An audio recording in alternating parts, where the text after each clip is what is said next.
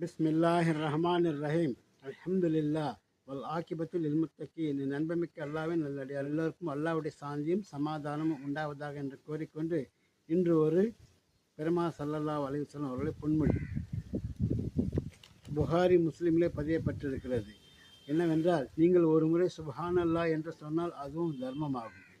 பார்த்திருக்கலாம் எவ்வளோ தர்மம் எவ்வளோ எளிதாக நமக்கு ஆக்கப்பட்டிருக்கிறது என்று. சுப்ஹானல்லாஹ் என்று கூறினாலே தர்மமாகும். உங்கள் மனைவியுடன் உடலுறவு கொள்வதும் ஒரு தர்மமாகும் என்று திருநபி ஸல்லல்லாஹு அலைஹி வஸல்லம் அவர்கள் கூறிய போது, எங்கள் ஒருவர் இச்சையை தீர்த்து கொள்வதற்கும் நன்மை கிடைக்குமா என்று ஒரு தோழர் கேட்ட கேள்விக்கு, ஹலாலான முறையில் தன் இச்சையை நிறைவேற்றுவது நன்மையான செயலாகும் என்று திருநபி ஸல்லல்லாஹு அலைஹி வஸல்லம் அவர்கள் பதில் கூறினார்கள். எனவே ஹலாலான முறையில் தான் நீங்கள் எல்லோரிடம் உடலை வைத்துக்கொள்ளும் ஹலாலான முறையில் மனைவியுடன் நீங்கள் வைத்துக்கொள்ளும் உடலுறவுக்கும் அதுவும் தர்மமாகும் என்பதாக பெருமானார் ஸல்லல்லாஹு அலைஹி வஸல்லம் அவர்கள் கூறியிருக்கிறார். தர்மம் நம் தலை காக்கும். தர்மம் செய்வது நமக்கு முக்கியமான ஒரு சுன்னத்தான வழிமுறையாகும். எனவே நீங்கள் இதை மனதில் வைத்துக் கொள்வதோடு, ஏற்கனவே பெருமானார் ஸல்லல்லாஹு அலைஹி வஸல்லம் எவ்வாறெல்லாம் தர்மம் செய்ய வேணும், ஒவ்வொரு நாளும் எவ்வாறு தர்மம் செய்ய வேண்டும், அந்த தர்மம் செய்வதால் நமக்கு என்னென்ன பலன் என்பதை நிறைய கூறியிருக்கிறார்கள். அதையும் நான் நிறைய வெளியிட்டிருக்கிறேன். இருப்பினும் இன்னும் பிற்காலங்கள் வரும் காலங்கள் நிறைய இது சம்பந்தமாக உங்களுக்கு நான் என்ன செய்கிறேன்,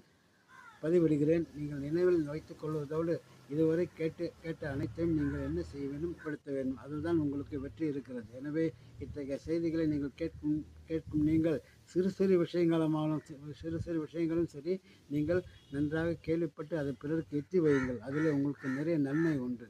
எனவே இந்த ஒரு சின்ன விஷயக்காகத்தான், இந்த சின்ன விஷயத்தையும் நான் அடிக்கடி உங்களுக்கு பகிர்கிறேன். இதை மறவாமல் பிறருக்கு எத்தி வையுங்கள். குறைந்தபட்சம் நீங்கள் உங்கள் குடும்பத்திற்கு எத்தி வைத்து அதை அவர்கள் கடைபிடிக்க சொல்லுங்கள் என்று கேட்டுக்கொண்டு வாய்ப்புக்கு நன்றி கூறி விடைபெற்றுக் கொள்கிறேன். வாஹர் தவானா அல்ஹம்துலில்லாஹி ரப்பில் ஆலமீன். அஸ்ஸலாமு அலைக்கும் வரஹ்மத்துல்லாஹி தஆலா வபரகாத்துஹு.